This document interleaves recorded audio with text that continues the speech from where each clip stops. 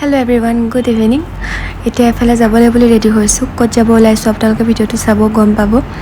আৰু আমি এতিয়া আহি জেগাত পালোহি আৰু আমি আহিছোঁ খেৰাজঘাট ক্ষেত্ৰলৈ, য'ত নেকি হৈ আছে সদৌ অসম ভিত্তিত ভাওনা সমাৰোহ। আৰু আজি হৈছে শেষৰটো দিন আৰু আমি শেষৰ দিনাই চাবলৈ আহিছোঁ। কণ্টিনিউ এসপ্তাহমান চলি আছিলে আৰু আমি আগত সময় পোৱা নাছিলোঁ বাবে চাবলৈ অহা নাছিলোঁ। আৰু আজি ভাবিলোঁ শেষ হ'ব যেতিয়া লগতে আমি অকণমান চায়ো আহোঁ। আৰু এইফালে এইখন মেইন গেটখন হয়, ভিতৰলৈ সোমোৱা। আৰু মানুহৰ যি ভিৰ, পাৰ্কিং কৰিবলৈও জেগা নথকা অৱস্থা।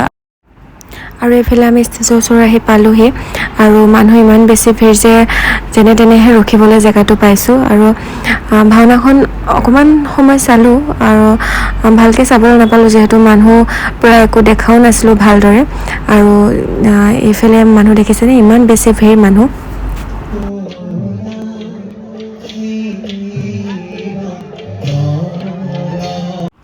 আৰু এইফালে কাষতে মেলাও হৈছিলে, মেলাখনো অকণমান চাই আহিলোঁ।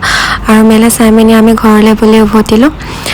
যিহেতু আমি অৰুণাচলৰ পৰা আহিছিলোঁ, টাইমো হৈ গৈছিলে বহুত, 12:30মান বাজিছিলেগৈ। চ' গাইজ, আমি এতিয়া ভাওনা চাই পালোহি, জাষ্ট পাইছোঁহি ঘৰ।